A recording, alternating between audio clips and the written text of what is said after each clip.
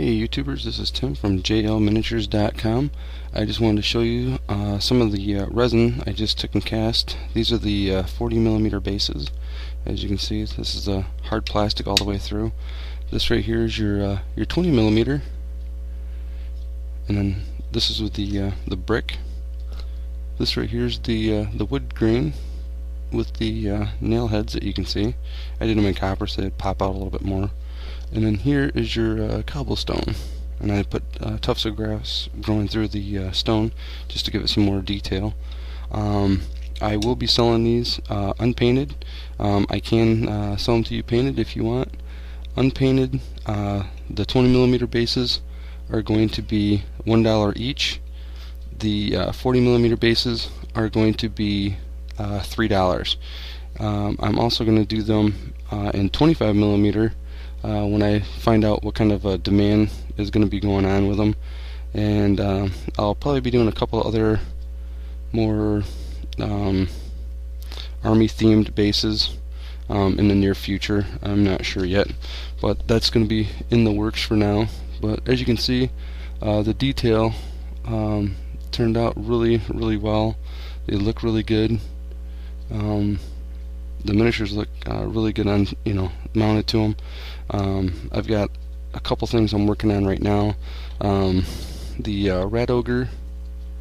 Let me take and turn this here and get a better position on it. Trying to get some better light to you for you. Maybe. Let's see if I can focus this in a little bit better.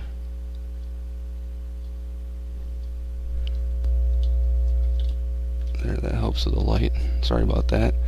It's just really hard to get everything lined up in the right direction. I decided to start painting the Blood Island miniatures just to see how they all look and stuff, and they turned out really swell.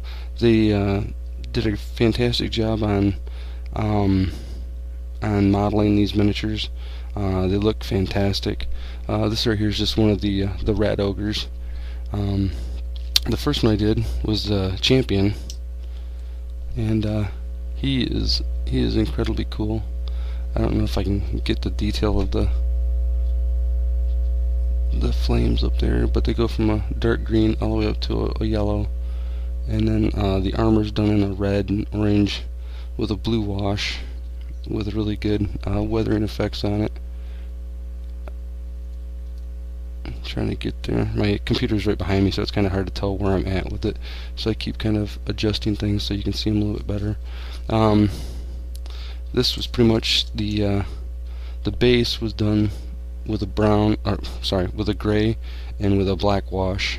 I dirtied up his bottom of his cloak just to make it look more worn out and used, and that's him. Then I've got the plague mortar, which is a fantastic miniature. They did a great job on them. There, I'll just twist it like that so you can see. I'm keeping with more of an off-white tan theme with just red like tunics on my guys. I think that looks really good. It kind of gives them more earthy type tones and stuff. I think they look pretty good. I'm going to take and try to figure out how I want to take and mount these guys, whether I want them on brick or wood or cobblestone or what. I'm not quite sure yet. This is the warp thrower right here. I'm going to take and tilt it for you so you can see. These guys are fantastic. Like I said, the modeling was really good. Instructions on putting them together, it was pretty easy. They're pretty much snapped together, which is nice. The wash up here in the top, I used a light gray with a green wash. It gives it kind of a really funky warp type smoke, I guess you want to call it. All the insignias and stuff like that, I took and did a really I did a dark copper or tin bits, and then did a green wash, and then went back over it with copper just to age it quite a bit, make it look pretty cool. Same thing with down by the weapon there. You can see that there's green down in the creases and stuff, and the cracks. Just makes it look a lot better, especially with the copper. I'm going with more of a copper than steel. The steel I took and used on the plague mortar, just because, you know, the backpack and that's copper. All their wristbands are copper, and then, you know, he's got the firing device, I guess, in his hand. That's copper. So you can kind of see how that all turned out. I also did the blue wash on the cables there, but that's pretty much where I'm at right now. They turned out really good. Like I said, I was really happy with them. I decided to go with the guys first, just to see if I wanted to actually paint the other skaven up, because you know how skaven are, you got to take and paint like 300 of them up for an army. So I decided to paint these guys up to see how they turned out. I'm still working on my dark elf army, and this right here is a spell familiar for my my dark elf mage. And what the spell familiar does for my mage is lets you put the mage in a safe place where you can cast or put this spell familiar out 6 inches from your mage and turn around and cast spells from this.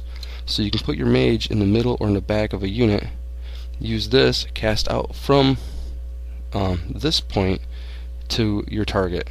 So instead of casting a spell at, say, 12 inches, you can put this out 6 inches from her, and then you're within 6. So it makes it a lot nicer that way, a lot easier. I'm going to try to get some really up close things here. Basically what I used is a Bretonnian hawk. I cut the head off and then used a high elf little dragon head, just to kind of give it a different type of familiar. The branch is of course wood elf with the skull in it. I thought that was kind of appropriate.